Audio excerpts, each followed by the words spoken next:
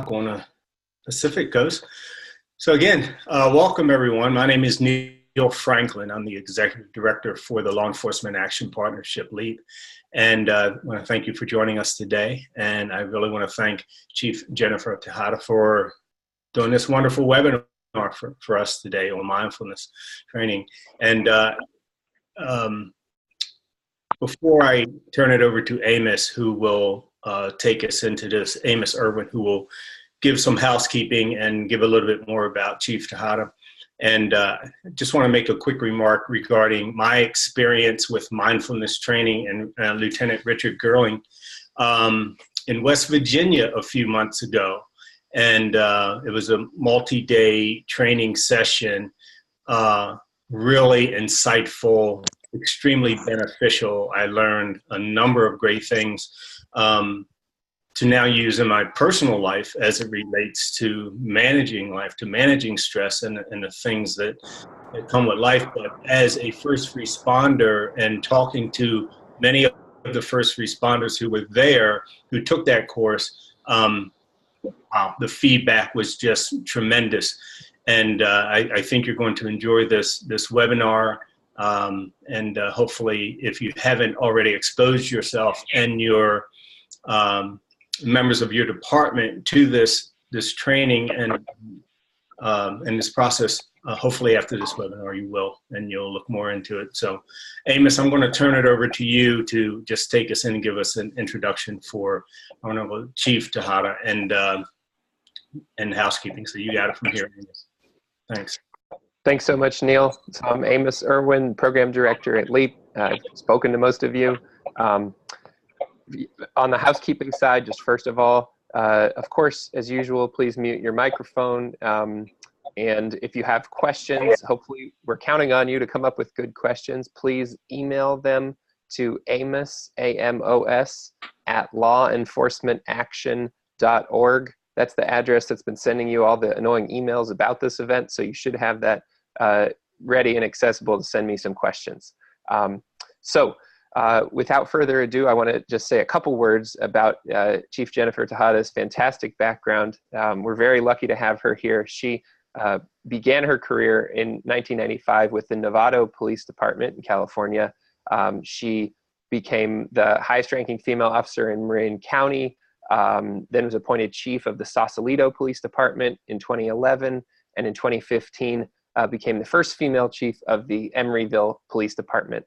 And she has just been a champion for community-driven policing, juvenile justice reform, officer wellness, which she'll be speaking about today, has a lot of other areas of expertise that I won't go into because I want to turn it over to her to go ahead and jump into the topic at hand, police wellness and mindfulness-based resilience training. So Chief Tejada, we're all yours, and thank you for joining us.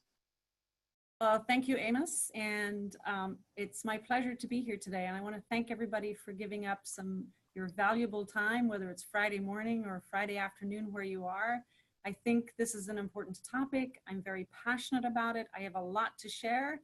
So bear with me as I move through all the slides, and with that, we'll get going. And if you can put up the second slide, that'd be great. We'll get going.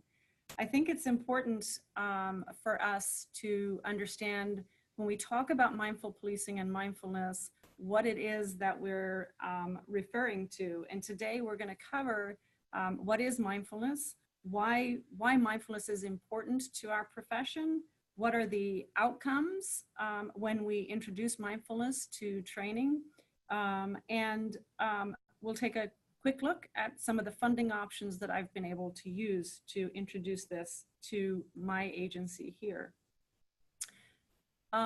So there we go. And if we go to the third slide, please.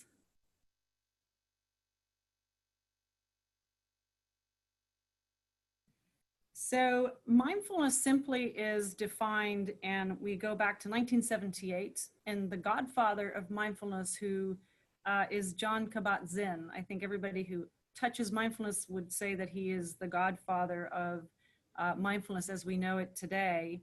And really his definition is speaks, I think, to our profession, because his definition is awareness that arises by paying attention on purpose in the present, non-judgmentally. And if we were to spend time breaking down that sentence, I think we would find a very important nexus to the expectations of our police profession today. We expect our officers to be present. We expect them to pay attention, to understand their environment, and we expect them to respond in non-judgmentally ways to their environment and people in their environment. So it really is relevant to what we are expecting in policing today. And if we define it a little bit more, mindfulness is really speaks to thoughts, emotions, and the body. So it's bringing into our thinking and thought approach to training in terms of mind, body, and emotions. A very unorthodox way of approaching training in policing. And so what is the landscape of policing today, and how is it connected to mindfulness? Well, all of those things on your screen, from excessive force to implicit bias and a national narrative on policing that's rather negative, is calling us to look at ways to reform what we're doing. And if we go to the next slide, there is enormous pressure on our police officers to perform and to prove themselves.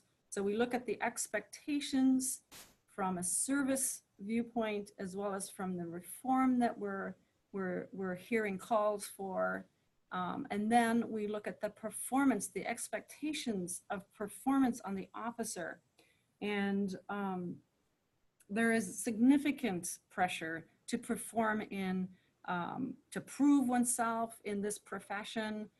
We have social and cultural forces that dictate how we ought to behave. In many cases, we're denied ownership of our humanity, that often the human behind the badge is not recognized, and we lose sight of that. And important when we think about reform and training, in that we do lose sight sometimes of the human behind the badge. We have people who are entering a profession or in a profession that has increased devalue in respect from the community. And when you think about all of these things, and this training and what's the word, demand to be stoic in our jobs and to be denied emotional reaction to stimuli in the environment, it is no wonder then that we have performance issues that are the root of calls for reform. And so the last bullet there is that there's a great emphasis on crafting a suit of cultural armor for people in our profession, in that when we enter into the academy, we are taught, you know, you're going to see the worst that the life has to offer you, yet we're going to deny you an emotional response to that. And we're going to keep building on that as you go through your profession. And an example of that is I was watching an academy tweet, and the academy was showing what a great job they're doing in training the recruits. All the recruits were standing in a straight line, and the TAC officer was walking down the line with a rubber duck that made a quack sound. And the rubber duck was put in front of the recruits' faces, all around their faces, and the duck would say quack, quack, quack. And if a recruit laughed, they all had to drop and do push-ups. And this was, to me, was a glaring example of denying a person an appropriate response to an event. So now an appropriate response to somebody doing that to you is to laugh, but they're being trained to deny that emotional response. And so I want you to think about that in the context of a career of denying emotional response, appropriate emotional response to incidents. And eventually, when you keep stuffing those emotions, it should be no surprise that they come out in the most obscene and inappropriate ways. And often we see that in excessive use of force. Next slide. So this concept of wellness is really not that new. In the President's Task Force report on 21st century policing, the sixth pillar was officer wellness and safety. It didn't call out this sort of training, but yet we're identifying a need for officer wellness and support. And then our own Law Enforcement Action Partnership has these 4 goals: increase support, provide tools, remove barriers, and improve communication. And all of those involve the human behind the badge. And so I think our next slide.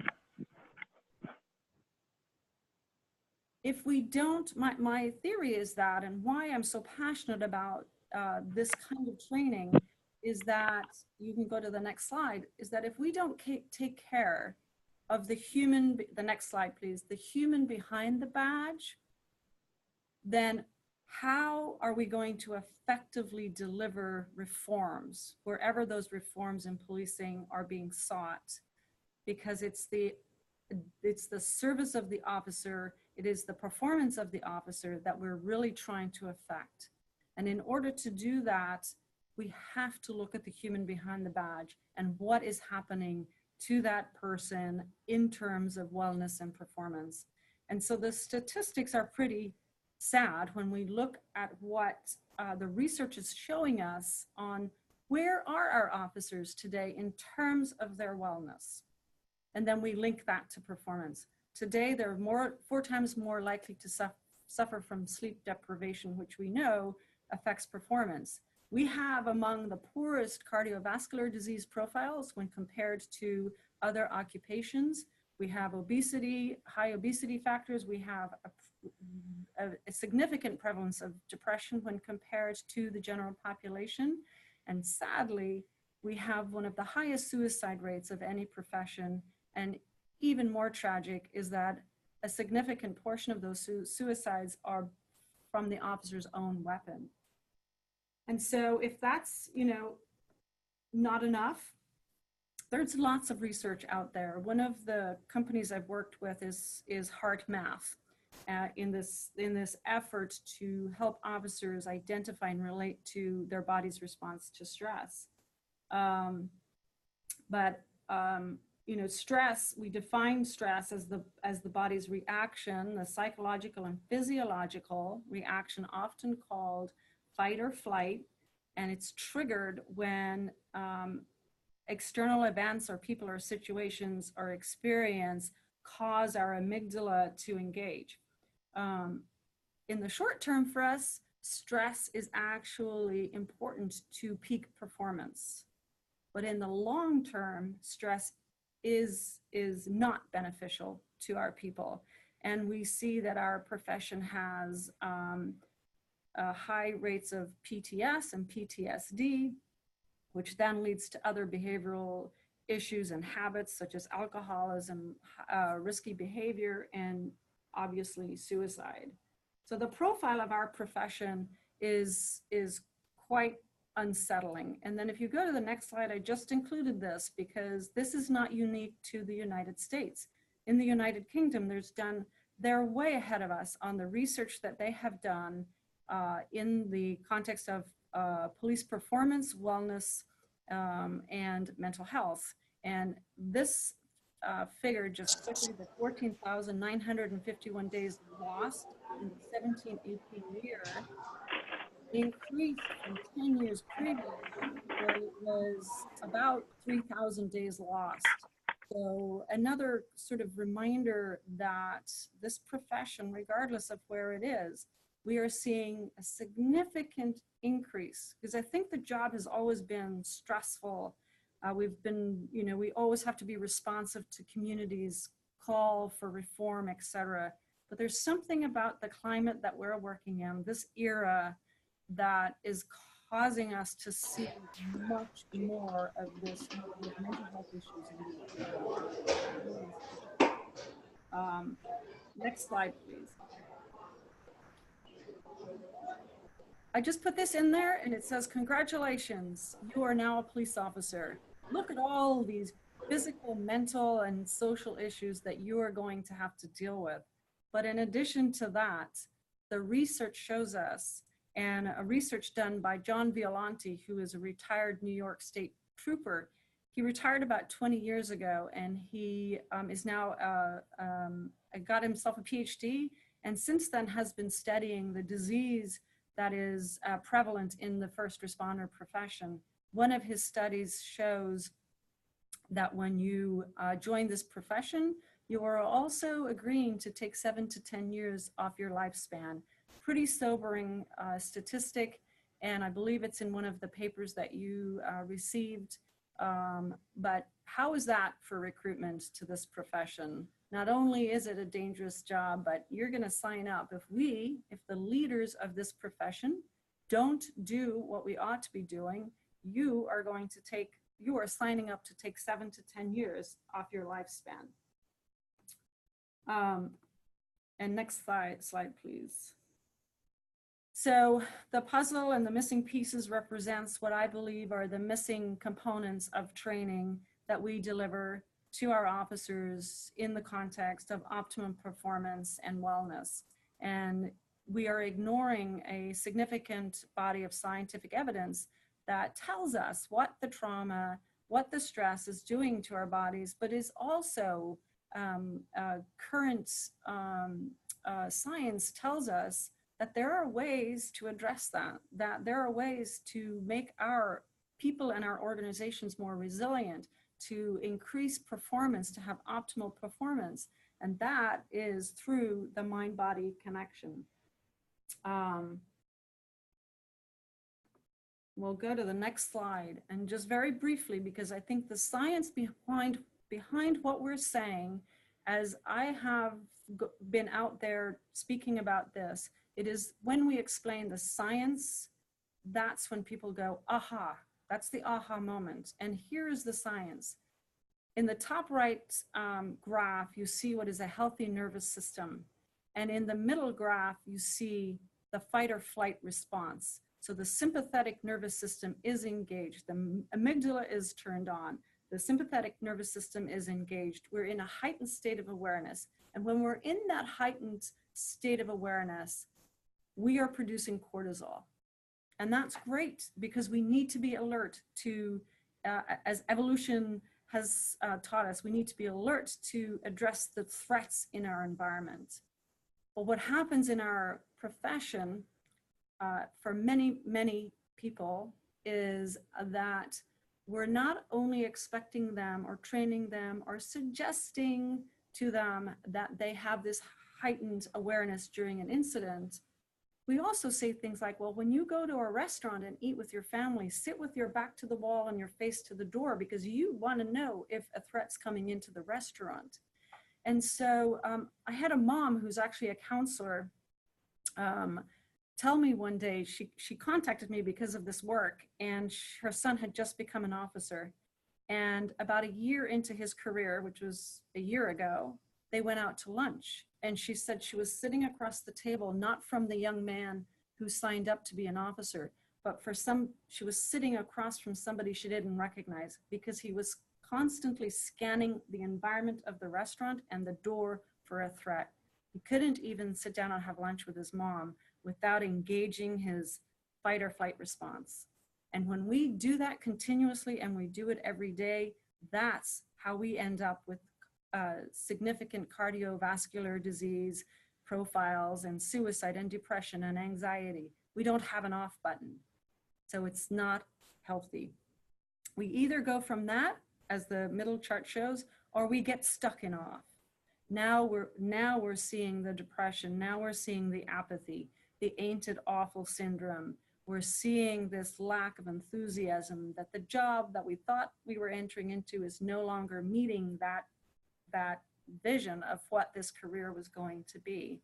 So this is why it's important that we train our officers to be in that right hand, that top right chart, in this healthy nervous system. And research has shown us that by understanding our body's reaction to stress, recognizing when we have a rapid heartbeat, recognizing when our breathing is shallow, that just the mere act of taking some nice deep breaths, we can reset that nervous system. So really important for us to understand the science. Next slide, please. So you can click, this is an active slide, so if you just click until the slide is full, please. Our mind, there's a professor from Harvard, let me have to look up his name, Killingsworth, and he did a study that shows our minds are active about 50% of the time. You can click again. Our minds are constantly filling with thoughts, and our minds are really good storytellers. And in this research and other research, there's evidence to show that we have what is called the default mode network in our minds. And the default mode network is where we go to when we're not really attentive or engaged in something. And that default mode network is the storytelling of the mind. And the research not just shows that we are there about 47% of the time, that most of those thoughts are negative. And not only are they negative, but they're negative with the person having the thoughts, the negative referring to self in the thoughts. So we're thinking about what's going to happen in the future and catastrophizing it. We're thinking about what happened in the past and catastrophizing it, or what's happening in the moment and catastrophizing it. So when you think about that, and you think about, we have a police officer who we expect to be engaged and attentive, is spending 47% of his or her time story making, and that those stories are negative. Again, we want to think about that in terms of performance and wellness, and understanding that we can actually impact this through mindfulness. So there is a lot of research. Next slide, please. Contemporary science not only tells us that mindfulness is clearly related to activities in the brain and the nervous system, but it's related to two essential activities of our conscious selves, and the two activities that we expect from our officers in their performance: to be attentive and to be present. There is, I think, the slide before this one, I just put up, there are many, many papers. Maybe it's the one after the sleep one. Anyway, there's lots of research supporting the efficacy of this type of training. One of them, you can just stop on that slide, thank you. One of them is from the Pacific University Graduate School of Psychology in Portland and the University of Wisconsin-Madison Center for Healthy Minds. And both of these institutions have been conducting research with law enforcement populations and have found promising results associated with managing stress, strengthening attention, improving emotion regulation, reducing anger and aggression, and reducing alcohol use. And so the science is there that shows us. Lieutenant Richard Girling, who was mentioned earlier, really has been doing a lot of work and furthering this agenda for about 12 years now. And I've learned pretty much everything I know about this topic from Richard through attending his classes, reading his papers. We've written a paper together. He initially developed a program kind of born out of the mindfulness-based stress reduction program that John Kabat-Zinn did in the 70s. And Richard's program is the Mindfulness-Based Resiliency Training program. It's like a 16-hour, 20-hour program. And through his research, and he's done some research on the cortisol levels, that with a group of officers, and his tests show that cortisol readings after the group of officers were tested or were trained in mindfulness-based resiliency training, that their cortisol levels were decreased upon completing the training. So there's evidence there, particularly related to cortisol production, that shows that mindfulness can impact our well-being. They, in their research between the University of Pacific and Madison, Wisconsin, they showed improvements in sleep, improvements in pain management, reductions in experiential avoidance, reduced anger, reduced aggression, and improvements in compassion, which I think is critically important to reform also. And Richard, to quote him, says, mindfulness training helps us train skills that allow us to enter into critical incidents with greater capacity to perform. The awareness and compassion practices allow us to make more informed decisions about how we care for ourselves in post-trauma recovery period. And I think in that, the response by officers with more awareness also has inroads to implicit bias and being able to respond aware of thoughts and judgments and being able to respond in non-judgmental ways. I put up this sleep deprivation slide, and Matthew Walker is a professor at UC Berkeley. He's done a ton of research on the value of getting a good night's sleep. And his book just came out. It's I highly recommend it. But I think it's not a stretch if we were to say that our people, for the most part, are sleep deprived. Because of shift work, because of overtime, because of court, and then also because of the impacts of stress on their beings, getting a good night's sleep is rather elusive. And Walker has some. He even mentions first responders in his book, and he says that the cognitive, emotional, and psychological stresses of too few hours of sleep take a toll on such frontline personnel as military, first responders, emergency room people, etc. And it just leads to underperformance and costly mistakes. And we can't afford to have that in our profession, and we know it already occurs. So how do we get our people to get what he says they need is minimally 7 hours a night? I can speak from my own experience that before I was practicing mindfulness, I was getting maybe 4 hours of sleep a night, 6 on a good night, very seldom. I was heavily reliant on melatonin. After my practice was fluid and regular, I no longer take melatonin. I get on average 7 hours of sleep. If I wake up during the night, I know how to put myself back to sleep. That's one of the benefits of mindfulness practice. Next slide. Mindfulness is going mainstream. It's everywhere. You can't pass a magazine rack in a bookstore or the supermarket, but there's some topic, some cover that speaks to mindfulness. So we're really just being part of the greater whole when we try to get into this way of living our lives. Next slide, please. And so what effect does it have on performance? It really teaches our officers how to be aware of themselves, how to be aware of their actions, and most importantly, that awareness leads to a response versus a reaction when we're interacting with our communities.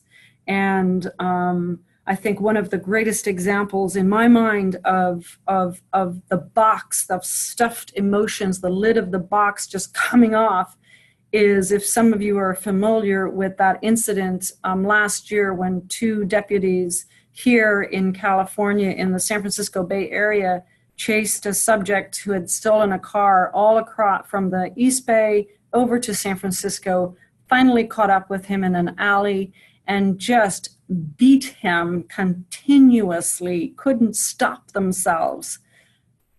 I think it is an example of people who were just not able, the emotional outburst, the lid came off the box, and they had no concept of emotional regulation, certainly no self-awareness. I'm not excusing what they did, because what they did was horrible, and they deserve the consequences that come out of it. But I think when we look at these situations, if we look at it through the lens of where's the emotional regulation, where is the awareness, are we reacting versus responding, that's fairly consistent throughout these very egregious incidents. It is, I think the word resiliency is worthy of mentioning, because often in our profession, when we talk about trauma in the context of it sticking to us and staying with us. But when we do this training, we realize that trauma is something that we can actually journey through. And with the right amount of emotional regulation and understanding our response to stress and recognizing trauma and the feelings and the emotions, that we can actually come out of the journey through trauma into growth, and if not better than we were before we encountered the trauma. So resilience is really just the ability to rebound from the stressors that we meet in this profession. And I know I'm going a little bit over time. The next slide, please. And there is the slide that I thought was earlier. These are just some of the papers that speak to the cortisol research, the effect of mindfulness on policing, on optimizing the performance of our officers. And so I've already spoken to those. Next slide, please. This is a video of Richard Gerling speaking on NBC to Maria Shriver. I'm not going to play it because it'll just take up too much time, but know that that's available. And it was filmed about 2 years ago. And Richard, again, is our guru on mindfulness resiliency training. And next slide. So a lot of girls want to be a cover girl. I was at 53 in Mindful Magazine because I think my story was so compelling about how mindfulness saved me. I was the classic. I had, essentially just bottled up everything, all the trauma and stress of the career. And about 6 years ago, it came to a head. And fortunately, I found mindfulness training. I found Richard Gerling.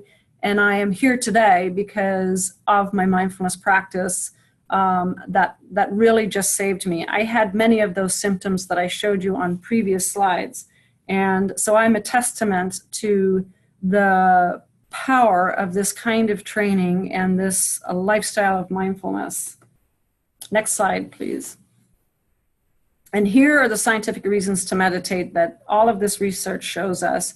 Increases immune function, positive emotional and social connection, and this obviously relates to human performance and also how we relate to others and our relationship to others, our relationship to our community. It also has impacts on our liability in this profession and our risk management efforts. And so getting back, next slide, please. This is a quote from Richard Gerling, and for more information on this, the mindfulbadge.com is his website. And he says, mindfulness changes the conversation and the experience around occupational stress and trauma. Trauma-informed resiliency training, training in mindfulness is a preventative measure that equips police officers to perform through occupational trauma with greater capacity for awareness, cognitive performance, and humanity, meaning compassion, empathy, and non-judgment. And I think that speaks to what we want from our officers. So for implementation, this is a really hard sell for our police community. It is a departure from our, traditional ways of training, particularly ways of training for optimal performance. It doesn't involve tactics. It doesn't, it's just a soft skill. So the photograph on the lower left is was taken during Lieutenant Girling's 2.5-day immersion training. So one of the things I would recommend is that you seek out that kind of training, an immersion training. And immersion is important because it lays the foundation for the practice of mindfulness. And Richard's curriculum is trauma-informed, which is necessary for first responders. There's mindfulness mainstream, and there's mindfulness curriculum that's trauma-informed, which I think is hugely important for our first responders. So my people, most of my people have been through Richard's 2.5-day immersion training. We also added compassion cultivation training because over the years of a profession, it is, I think, safe to say that there's empathy burnout in our people. And to be able to cultivate compassion and to have compassion for self, really then this 8-week training in compassion cultivation engages the person with compassion, cultivating compassion for self, and then extends that to the community so that at the end of the 8 weeks, the research, and you can go to the Stanford Institute for Compassion on this, the research shows that we then look at our external world through the lens of compassion, which really, also speaks to the performance expectations of our people. At the PD here, we have done a combination of things. We've done the resiliency training, the compassion training. I have a quiet room. It's really a meditation room. We have a yoga instructor who comes in. She is a prior Phoenix PD officer of 20 years. We have, I have introduced gadgets, and I did that because I think cops like toys, but these are not just any gadgets. One is the heart math tool that helps officers see where their heart rate and their breathing is. And there's an app on their iPhone connected to heart math that teaches them how to get their breathing and heart rate into what we call the zone of coherence. And we use that. So every officer has one, and they can use it on duty or not. You can't force people really to engage in this. But what we can do is when we're doing defensive tactics training, or we're doing firearms qualifications training, or we're doing force options training, before our people can enter into their scenario or start their qualification, they have to see where they are in the zone when it comes to breathing and heart rate. And they have to get their selves into the zone of coherence through breathing. And what that's doing is instilling in them this notion that, yes, I can feel, I can be aware of my body's reaction to stress. I can actually feel the heart rate. I know my breathing is shallow. I can take some deep breaths and I can get into the zone of coherence. And now I have more cognitive acuity, more clarity. My peripheral vision is not compromised, and I can actually perform better. So we're teaching them this skill by using heart math and that little gadget. We also use Spire, S-P-I-R-E, which is a little gadget you can wear on your vest or your belt, and it vibrates when your breathing is shallow. So you can be on at a tactical high-risk situation. You don't have to lose any tactical advantage. This little gadget just buzzes and it tells you, hey, take some deep breaths because your heart rate is up, your breathing is shallow, and you're not in the zone of coherence. It's a great little tool, and it doesn't compromise tactical advantage or anything. Take some deep breaths, and now we're back into the zone of coherence. So those are some of the things that I have done here at Emeryville Police Department. And the question is, what is the benefit of doing this? Well, the benefit is that we have people engaged more frequently on the topic of their well-being. We have conversations around the department almost daily about how are you doing? Are you meditating? What are you doing to take care of yourself? So it's becoming part of our culture. In our evaluations, we're asking our sergeants, when and where and how did you promote this concept of wellness? In all of our trainings, we are beginning it with the heart math, getting people familiar with how their body is functioning and where their stress levels are. In terms of performance out on the street, I had an officer shortly after he went through Richard's program, and he chased me down in the parking lot and he said, Chief, I have to tell you. And he was all excited. And he said, this has really changed how I'm responding to incidents. He said, I was going to a shoplift incident. Before this training, I would try to predetermine who it was, what they were doing, what they shoplifted, how the detail was going to go down, because I've been there, done that. And that's where my mind is. Now I'm going with an open mind. I don't know why this person shoplifted. Maybe they're needy. I don't know. I don't know the details until I get there. So instead of prejudging, he's telling me that he's in the moment, he's aware, he's just open to his environment and accepting what is going to happen when it happens, rather than scripting it. So a huge benefit to our officers. And then you can, draw a nexus into implicit bias and being non-judgmental when we meet people. And not that we can get rid of all of our thoughts, but we can be conscious of our thoughts and what our thoughts are telling us, and not let those thoughts dictate our actions. So we become responsive versus reactionary to our environment. So we're seeing that kind of benefit in this training. Next slide, please. And that's just a slide on the Compassion Institute at Stanford. We're still working with them to combine this mindfulness resiliency with compassion training to come up with a curriculum that incorporates both of those. And next slide, please. So I just wanted to end with Jonathan Wender, who is, to look up for you. He's a researcher and a professor, and he said, why not provide our officers with evidence-based human performance training? And that starts in the academy and continues across every career phase. So when you're tired, scared, or stressed, you still do the right thing. And that's what we want out of our officers, out of their performance. So I will leave you with that. Be fit, be well, be more, and I'm ready for questions. Well, thank you so much, Chief Tejada. That was really fantastic. I will ask the questions that are coming in, and we'll kind of do rapid fire so we can try to get through as many as possible.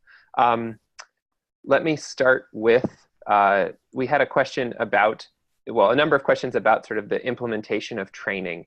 And so the first one I'll ask is, it looked like you had this initial training for officers, if that's in the academy, and then is there sort of refresher courses that are required, or is it optional? And yeah, well, I'll stop there. So there is no training in the academy, no established institutionalized training in academies in California yet. So this training is done department by department. There are a few departments in California who have done it, and some in Oregon, and I think some across the state, both municipal, regional, and state academies or organizations. What we've done here is we have used risk management funding for a large part of this training. And in California, here in the Bay Area, we have several cities in a JPA contributing to insurance, an insurance pool. And that money comes back to the agencies if we've done well in our risk management. So I've tapped into that to pay for some of this training. There is not a curriculum that has been developed that follows or supports what Richard is doing in his 2.5-day immersion training. What he has developed recently, and what I'm going through right now, is a sort of a train the trainer training that will train people in departments to be peer coach mentors in mindfulness to the department. And it really equips us with the coaching skills that are needed to sit down and have some meditation sessions and to speak to the value of mindfulness meditation. I did present to the Post Commission in California, and Richard was with me, as well as Chief Bob Johnson from Palo Alto. And we presented to the California Post Commission this concept, the concept of this kind of training and why it is beneficial and why we think it's imperative that we do it. And the California Post Commission has said, yes, we agree with you, and we are going to help with the funding and the development of this curriculum. So when that happens, that's when we'll see it in the academies. That's when we'll see it in continuous professional development curriculum. So this practice will be sustained. So for now, it is up to each individual agency to figure out ways to sustain this kind of practice in its personnel and ways to continue to build on the practice. Thank you. One follow-up, because when you and I spoke earlier, I remember you mentioning something that a risk management auditor had told you. Would you share that? So we recently went through a risk management audit, and those can be nerve-wracking because they look at everything from your hiring practices to your training practices, your use of force statistics, everything, how you review use of force. And so I shared with the auditor our journey into mindfulness resiliency training and how it's impacting the culture of the organization, how we evaluate use of force incidents, and how we train our officers in the perishable skills. And when I was finished explaining, he said, I need you to come and, if you would, agree to share this with the other cities. So he saw great value in the context of risk management and liability in this training. Wonderful. On the evaluation side, is there, I know that some of the research has been fairly small sample sizes. People are wondering if there's sort of plans for maybe longitudinal studies, longer term, or just larger sample size studies to try to show more robust benefits of the training. Yeah, so I think we will see it. I mean, it's too early to tell the specifics of the benefits. I can see it, you know, in my people, in the demeanor of my people, the atmosphere in the organization. So from that perspective, I'm seeing it daily. And but I think from a scientific perspective, the efficacy of this training, I think will bear out in our when we look at liability and how we are or not seeing more complaints about excessive force, how we're seeing less injury to our officers, longevity, retention issues. I think we're going to look in those areas, you know, 3 to 5 years from now and say, okay, how has it changed? How has that changed? And are we meeting our the demands for reform? Because that is where we'll see a lot of impacts. And when you are working with officers, you mentioned that example of the officer chasing you across the parking lot. And I'm wondering if you're seeing officers become sort of champions in helping to get buy-in from others in the department. Yes, we are at the beginning of implementation. People were very skeptical of this, and skeptical because you're giving me an iPhone. Are you going to track what I'm doing on the iPhone with these meditations? That sort of skepticism, and you know, it's not. How is this going to affect my performance and all of that? But now, you know, we're seeing, I have a cadre of officers who are very passionately engaged in our officer wellness program. We have revamped that. It's officer wellness and resiliency. We're trying to front end, we're changing the model of peer support from something that is reactionary to something that is preventative, so that when there's a critical incident, our people know how to navigate through it and come out the other end of it in growth from you know, the in a post-traumatic growth condition. So we are seeing, we certainly have our champions of mindfulness training. We have people who are open, who will have conversations about meditation, who openly have those conversations. And I think it speaks to the patience required for this kind of change in culture and training, that you can't force this on people. They have to have that aha moment, or they have to have that peer influence. And that's what we're seeing here, is the peer influence. It's one by one, it's one person at a time. And even some of my most, my loudest naysayers from, 2 years ago, when we really started bringing this in, have softened greatly on the negative response to this kind of training. Thank you. Perhaps this is connected in a more extreme example. There's a question about whether in disciplining officers, or areas where officers their behavior needs to be corrected, if there's an effort to tie that to this mindfulness practice. Absolutely. So when we do our evaluations, we have, there are a couple of instances where we had one officer who was in a downward spiral. He was very broken.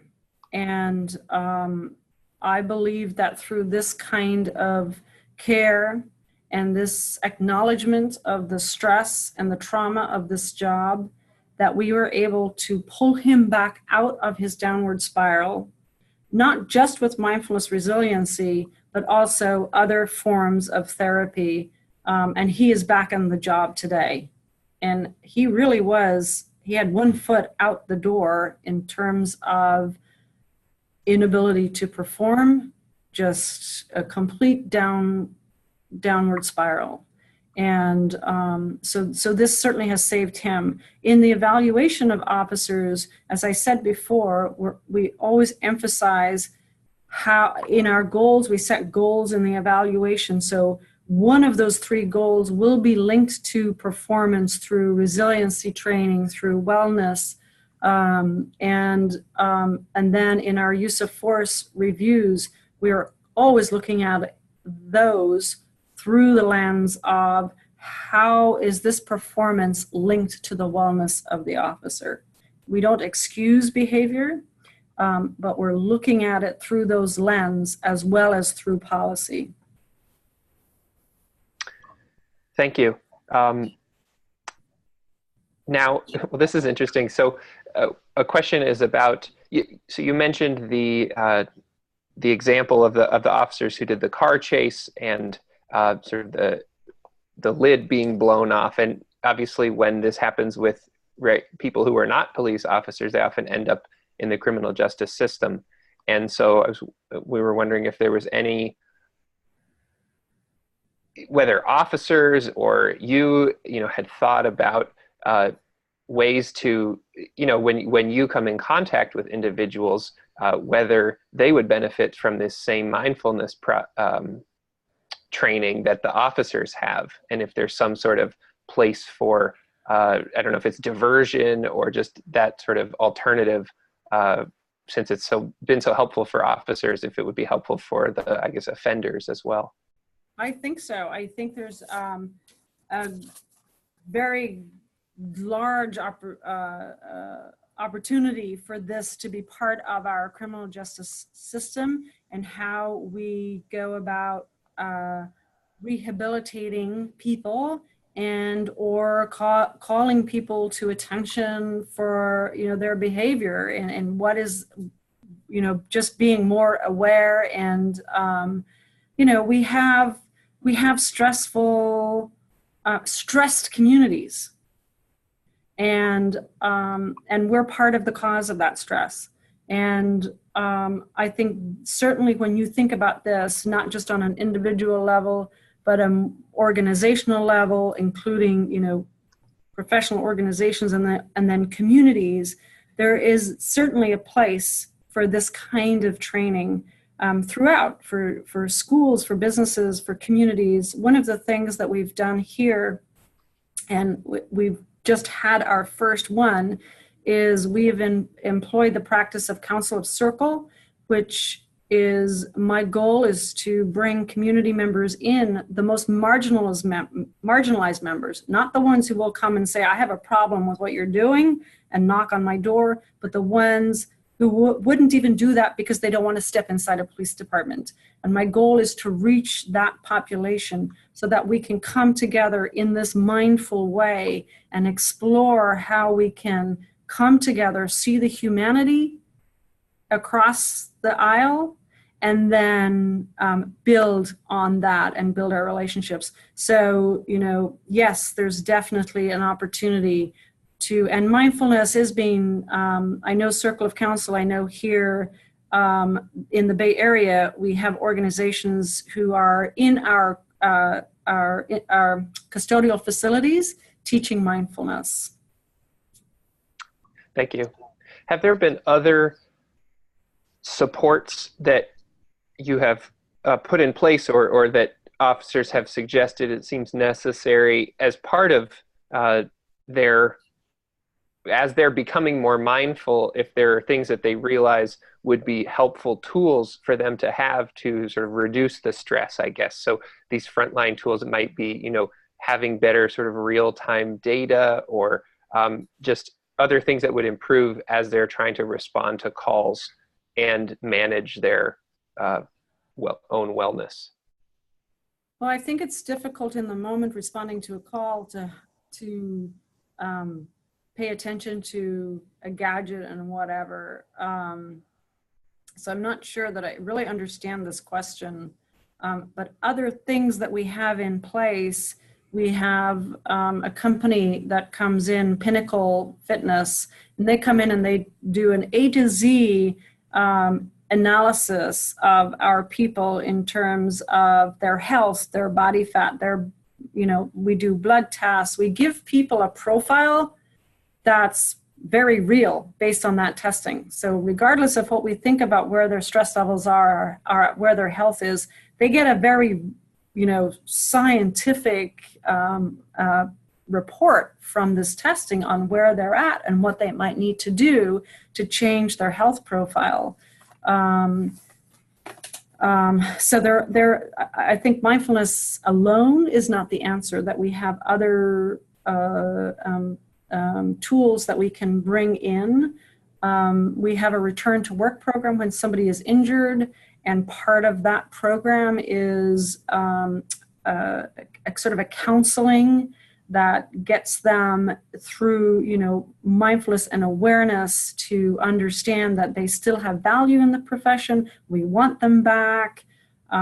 We try to bring people back into the fold in a healthy way when they're injured or they have something going on in their lives. And one of the things that one of my officers said to me quite a while ago, about 8 months ago, he said, "You're doing all this work for us, but what about our families?" And I really hadn't thought about, it's my responsibility to extend this to families, but I took that to heart. And so in our last department meeting about a month ago, rather than give out, usually in our department meetings, we give something to each person, some little takeaway, a mug, a tie bar, a pin, or something.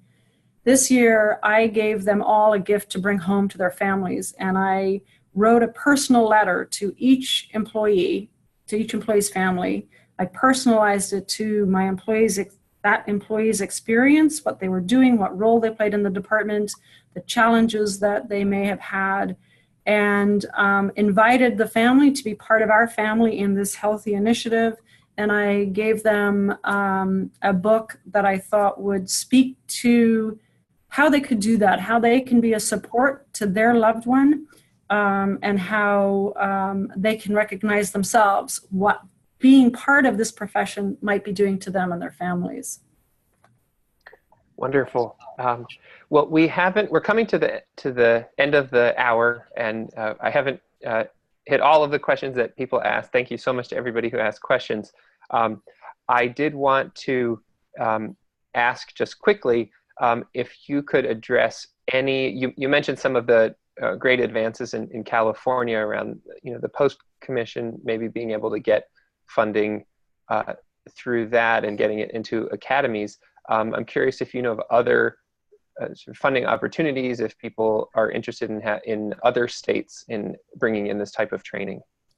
I believe that the NIH might have some funding available for research, and you can certainly raise your hand and say, I want my organization to be part of the research in this field. But other than, training, wherever your training budget is, grants through NIH or whatever, organization might be interested in health profiles of first responders, and then risk management. When you present the science behind this, it's hard for risk management fund keepers of the funds to say no. So that's my suggestion. Again, mindfulbadge.com, Lieutenant Gerling's website, has a wealth of information on all of this. Great. Well, with that, I will, we got an hour from you. We really appreciate your time, and thank you for everyone who came on. I will be following up with a recording of this, links to some of the resources that Chief Tejada mentioned.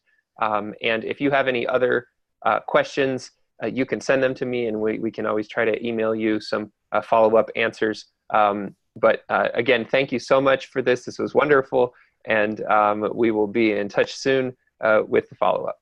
Okay, my pleasure. Thank you, Jennifer. Thank you very much. Thank you.